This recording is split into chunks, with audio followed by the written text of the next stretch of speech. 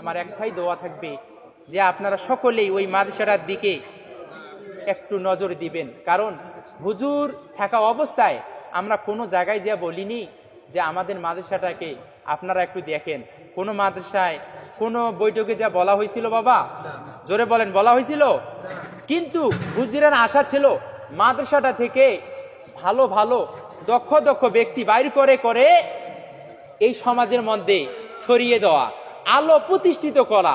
আলো নিবার জন্য হুজুর মাদ্রাসা দেয়নি, আলো ছড়িয়ে দেওয়ার জন্য হুজুর মাদ্রাসাটা দিয়েছে। এই জন্য আমার বিশেষ করে কোনো জোরে অনুরোধ, আপনারা নিজের সন্তান পান, অপরের সন্তান পান, একটু বলে বলে বলে বলে ওই মাদ্রাসাটায় দিবেন। হুজুরের আশাটা যেন আল্লাহর দরবারে কবুল হয়। সকলেই বলেন আমিন। আর একবার বলেন আমিন। একটু দরুদ শরীফ পড়েন। আল্লাহুম্মা সাল্লি আলা মাওলানা মুহাম্মাদ ওয়া আলা আলি মাওলানা মুহাম্মাদ। আল্লাহুম্মা সাল্লি মাওলানা মুহাম্মাদ ওয়া আলা আলি মাওলানা মুহাম্মাদ। কাফনের কাফন পরতে হবে, এই কাপড় তো থাকবে না। কাফনের কাফন পরতে হবে, এই কাপড় তো থাকবে না। ধনী থাকো আর গরিব থাকো, আজরাইল কাউকে ছাড়বে না।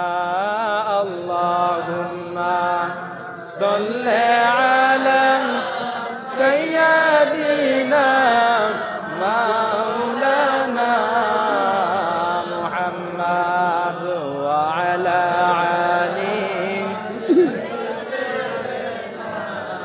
মাওলানা মুহাম্মাদ। আল্লাহু আকবার বলো, আল্লাহু আকবার, আল্লাহু আকবার বলো, আল্লাহু আকবার। এ মধুর নামটি নিলে হৃদয় হাসে, এ মধুর নামটি নিলে হৃদয় হাসে। এ নামের টানে সুর নামে আসে। বলেন আল্লাহু আকবার বলো, আল্লাহু আকবার, আল্লাহু আকবার বলো, আল্লাহু আকবার। যে নামে ইব্রাহিমের আগুন হইল পানি, ডাকার মতো ডাকলি রে মন সারা দিবেন তিনি, রে মন সারা দিবেন তিনি। যে নামে ইব্রাহিমের আগুন হইল পানি, ডাকার মতো ডাকলি রে মন সারা দিবেন তিনি, রে মন সারা দিবেন তিনি। বলেন আল্লাহু আকবার, আল্লাহু আকবার বলো, আল্লাহু আকবার।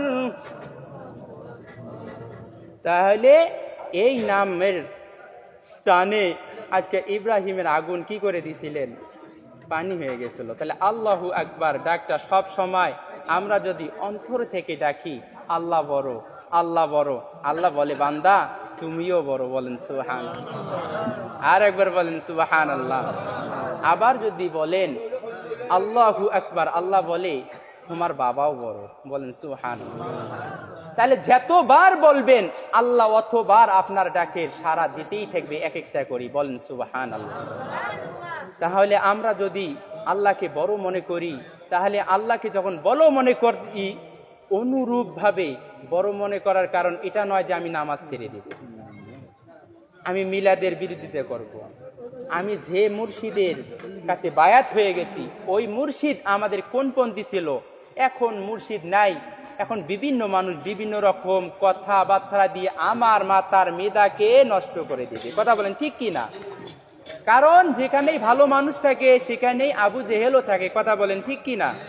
তাহলে আমরা বুঝবো যারা মিরাদের এখন বিরোধিতা করবে, আমরা বুঝে নেব তারাই হলেন আবু জেহেলের লোক। কিসের লোক? কারণ এতদিন হুজুর থাকা সত্ত্বেও সামনে আসিয়া বুক ফাটে বলতে পারে, উতে উতে বলা শুরু করছিল, যদিও আমাদের কানে আসতো, এখন বাস্তবে পেশ করতেছে যে মিলাদ পড়া যাবে না। আমরা ওনার কথা এই দিক দিয়ে শুনবো আর এই দিক দিয়া বাহির করে দিব। তর্ক করার কোনো দরকার আছে বাবা? জোরে বলেন, আছে? কারণ আমাদের হুজুর যিনি ছিলেন ওই রকম ব্যক্তি, ওনার ধর্মেও ওনার কর্মেও ওনার ফ্যামিলিতে খুঁজে দেখবেন